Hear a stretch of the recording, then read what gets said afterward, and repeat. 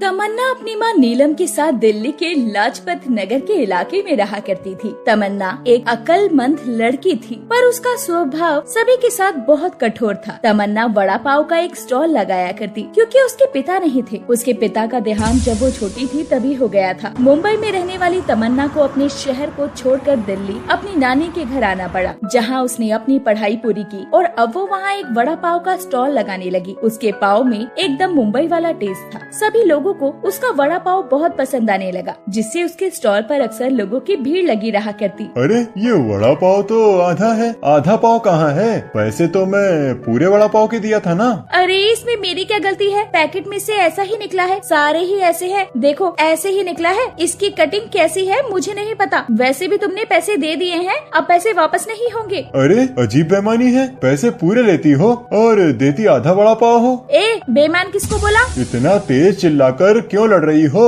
आज के बाद तुम्हारे ठेले पर वड़ा पाव खाने आना ही नहीं है। तुम बहुत बदतमीज हो। तुम्हें पता ही नहीं कि कस्टमर से कैसे बात करते हैं। हाँ, तुम्हारे ना आने से तो मेरा ठेला ही बंद हो जाएगा ना। जब लोगों को टेस्ट मिलता है तो लोग कहीं भी जाते हैं। दीदी मेरा वड़ा पाव दो ना, इतनी देर से मांग रहा हूँ। अच्छा रुको देती हूँ। ये ले अपना वड़ा पाव। लेकिन दीदी इसमें तो चटनी ही नहीं है। देख लेना है तो ले, चटनी आज खत्म हो गई। दीदी पैसे तो आप पूरे ले रही हो और चटनी नहीं दे रही हो। आपकी चटनी की वजह से ही लोग आपके पास आते हैं, ऐसा थोड़ी होता है। ये ले अपने पैसे और ला मेरा वड़ा पाव वापस कर। तमन्ना उस बच्चे से वड़ा पाव ले लेती है और उसके पैसे उसे वापस कर देती है और चुपचाप वो वहाँ से चला जाता है। तमन्ना जितना अच्छा वड़ा पाव बनाती थी उतना ही वो स्वभाव में कठोर थी। वो अपने ग्राहकों के साथ बहुत कठोर व्यवहार करती। इस बात को लेकर तमन्ना की माँ बहुत चिंतित रहा करती। वो अक्सर तमन्ना को समझाया करती और शाम को जब तमन्ना अपने घर आती है तो नीलम उसकी मदद करने के लिए आई होती है। अरे तमन्ना बेटा, तू इतना गुस्सा क्यों करती है और ग्राहकों को उल्टे जवाब देती है? तुझे पता है ना, ग्राहक भगवान का रूप होते हैं। अगर ग्राहक नाराज हो गया तो हमारे भगवान भी नाराज हो जाते हैं। मेरी बात को समझ बेटा। जब तू ग्राहकों से प्रेम पूर्वक बात करेगी और उन्हें अपना बनाकर चलेगी, तभी तो वो तुझे अपना बनाएंगे ना। माँ, ये सब बातें सिर्फ बोलने में अच्छी लगती है, काम करने के लिए थोड़ा कठोर होना जरूरी है। तुम नहीं समझोगी माँ, तुम्हारी उम्र हो गई है, अब पैसा कमाना है तो ग्राहकों से ऐसे ही बात करनी पड़ेगी, वरना ये ग्राहक हमें कहीं का नहीं छोड़ेंगे। और वैसे भी मेरे जैसे वड़ा पाव का टेस्ट दिल्ली में किसी और के हाथ में नहीं है। दिल्ली में ही बैठकर मुंबई का टेस्ट मिल रहा है, और क्या लेंगे ये लोग।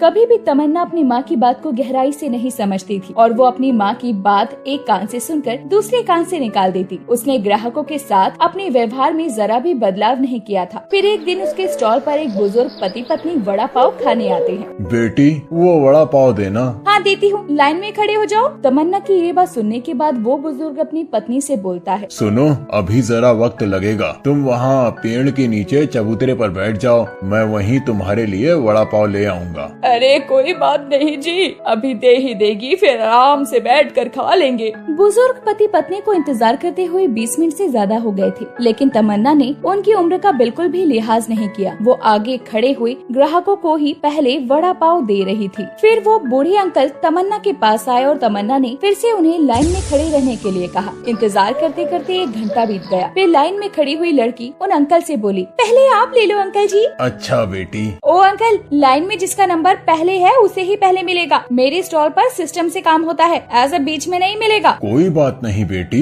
पहले तुम ही ले लो, मेरा नंबर आएगा तो मैं ले लूंगा। उस लड़की ने तमन्ना से बहस करना ठीक नहीं समझा और वो वापस चुपचाप अपना वड़ा पाव लेकर वहाँ से चली गई। थोड़ी देर बाद उन बुजुर्ग का नंबर आया। तमन्ना ने उन्हें वड़ा पाव तो दिया, लेकिन जैसे ही बूढ़ी महिला ने उस वड़ा पाव का निवाला अपने मुंह में डाला, वड़ा पाव में कंकड़ निकल आया।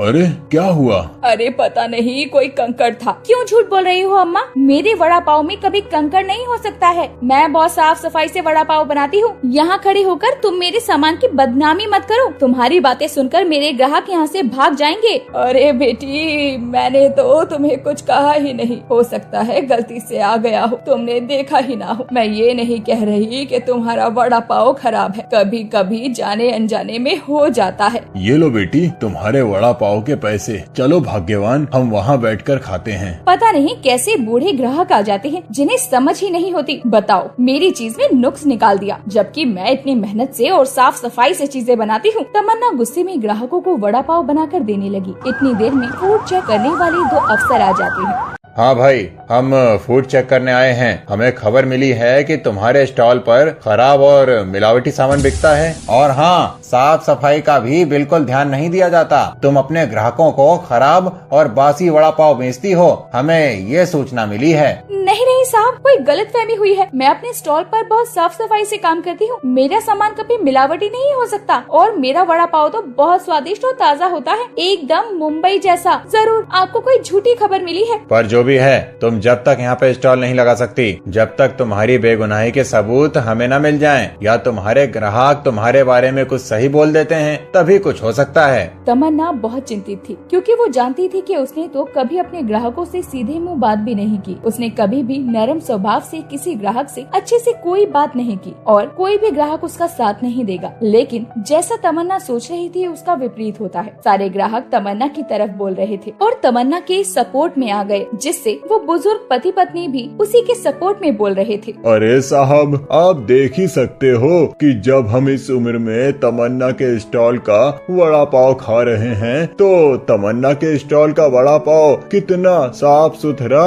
और स्वादिष्ट होगा, और बिल्कुल मेल ऐसा कि एक मात्र भी मिलावट नहीं, और बिल्कुल खुशबू से भरे हुए स्वादिष्ट वड़ा पाव बनाती है बेटी। हाँ अंकल जी, आपको कोई गलतफहमी हुई है। तमन्ना दीदी तो बहुत अच्छा वड़ा पाव बनाती हैं, और हमने तो दिल्ली में बैठकर ही मुंबई के वड़ा पाव का टेस्ट चख लिया है। अब हमें और कुछ नहीं पूछना। जब सभी ग्राहक इतने विश्वास के साथ कह रहे हैं, जरूर किसी ने हमें झूठी खबर दी है। माफ कीजिए तमन्ना जी, अब आप आराम से अपना स्टॉल चलाइए। अब हम चलते हैं। फूड विभाग के वो दोनों ऑफिसर वहाँ से चले जाते हैं। तमन्ना की आंखों में आंसू थे। तभी तमन्ना की माँ भी वहाँ आ जाती है। उसके बाद तमन्ना उन बुजुर्ग पति पत्नी से बोलती है, आपका बहुत बहुत धन्यवाद अंकल जी, आंटी जी और भैया जी। आप सभी ने आज मेरी बहुत मदद की है। अगर आज आप लोग मेरा साथ नहीं देते तो मेरा स्टॉल तो बंद हो जाता। खुश रहो बेटी, और खूब मेहनत से अपना काम करो और खूब नाम कमाओ। अब हम भी चलते हैं। अंकल जी, ये थोड़े से वड़ा पाव पैक करके घर के लिए दे रही हूँ। आज घर में सभी को खिलाना, और आज मेरे लिए बहुत खुशी का दिन है। आज मैं सभी को वड़ा पाव फ्री में खिलाऊंगी। देखा तमन्ना, मैंने कहा था ना, ग्राहक भगवान का रूप होता है। और आज मुसीबत के वक्त पर तुम्हारे ग्राहक ने ही तुम्हारा साथ दिया।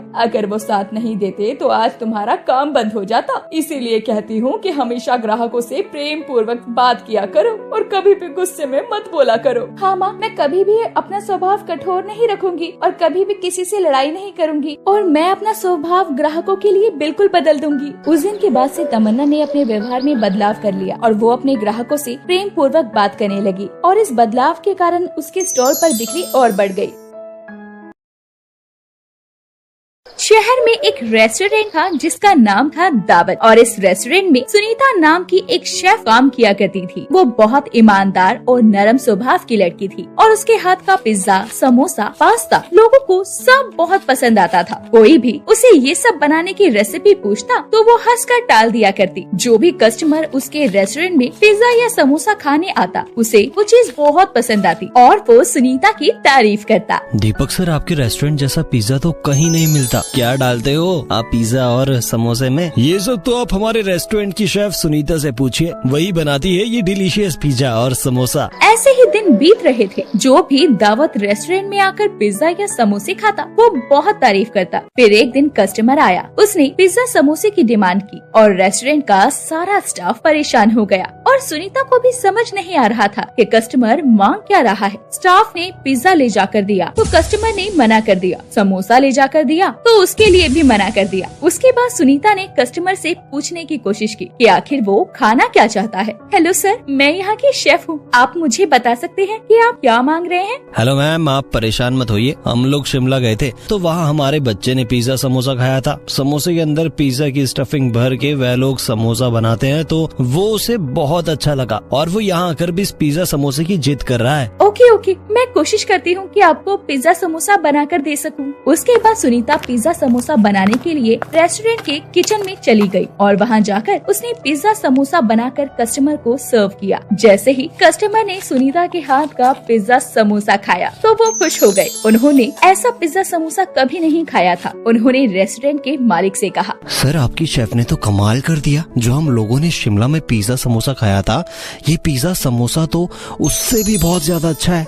अब हमें जब भी पिज्जा समोसा खाना होगा तो हम यहीं आएंगे। Thank you so much sir. उसके बाद दावत रेस्टोरेंट के मेन्यू में एक और डिश बढ़ गई और अब से पिज्जा समोसा भी रेस्टोरेंट में मिलने लगा। जो भी उसके मेन्यू को देखता सभी लोग वही ऑर्डर करते और जो भी पिज्जा समोसा खाता तो मानो पिज्जा समोसे का फैन हो जाता। सभी लोग सुनीता की बहुत प्रशंसा करते। सुनीता, मैं रेस्टोरेंट का ओनर हूँ, मुझे तो अपने पिज्जा समोसे की रेसिपी बता दो। सर, आपके पास 10 करोड़ रुपए हैं, आप मुझे 10 करोड़ रुपए दे दीजिए, मैं आपको अपने पिज्जा समोसा बनाने की रेसिपी दे दूंगी। ऑनर के पूछने पर भी सुनीता नहीं बताती और हंसकर टाल देती है। पूरे रेस्टोरेंट का स्टाफ सुनीता को पिज्जा समोसा बनाते हुए देखा करता और सुनीता जैसा पिज्जा समोसा कोई नहीं बना पाता। और दावत रेस्टोरेंट में अब लोग पिज्जा समोसा खाने आते थे। रेस्टोरेंट के मालिक दीपक को भी सुनीता की बहुत तारीफ करने की आदत हो गई थी। आखिर रेस्टोरेंट सुनीता की वजह से ही चलने लगा था। सुनीता मैम, आप इतनी टैलेंटेड शेफ हो,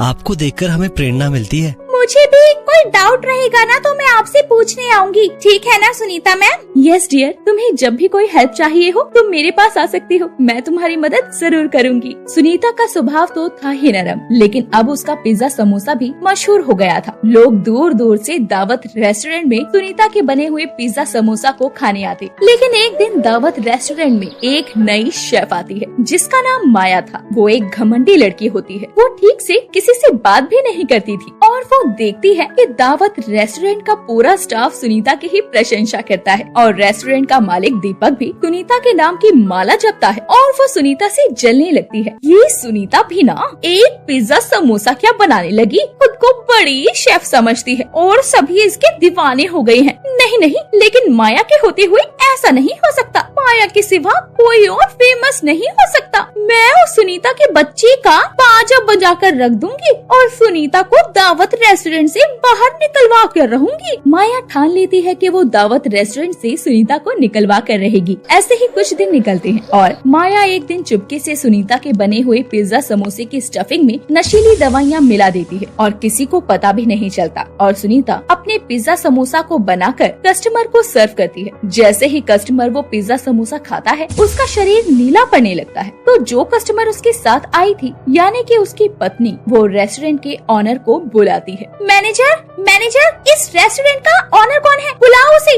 ये सर, यहाँ का ऑनर मैं हूँ। दीपक, क्या हुआ? देखो, आपके ये पिज्जा समोसे को खाते ही मेरे पति नीले पड़ गए हैं। ये किसने बनाया है? बुलाओ शेफ को। सुनीता, तुमने इस पिज्जा समोसे में ऐसा क्या मिला है जो कस्टमर को खून की उल्टियाँ होनी शुरू हो गई? तभी सुनीता भी भागती हुई वहाँ आ जाती है। अरे सर, मैंने कुछ नहीं मिलाया और मुझे नहीं पता कि कस्टमर को खून की उल्टियाँ क्यों हो रही हैं। देखो, तुम्हारा पिज्जा समोसा खाते ही कैसे मेरे पति को खून की उल्टियाँ हो रही हैं। अगर उन्हें कुछ भी हुआ ना तो मैं तुम पर केस कर दूंगी और रेस्टोरेंट को भी बंद करवा दूंगी। सुनीता, आज के बाद तुम मुझे इस रेस्टोरेंट में देख मत जाना, निकल जाओ मेरे रेस्टोरेंट से। ये सब होने के बाद दीपक सुनीता को रेस्टोरेंट से निकाल देता है और माया अंदर ही अंदर बहुत खुश हो रही थी क्योंकि वो यही तो चाहती थी। और सुनीता रेस्टोरेंट से निकलने के बाद कहीं और नौकरी ढूंढने जाती तो उसे लोग फ्रॉड और झूठी कहने लगते और कहीं भी उसे काम नहीं मिल रहा था। और वो सोचती है, अभी शहर में रहने का कोई फायदा नहीं है, यहाँ मुझे काम नहीं मिल रहा, मैं अपनी जिंदगी कैसे बिताऊंगी। जब से माँ बाबूजी ने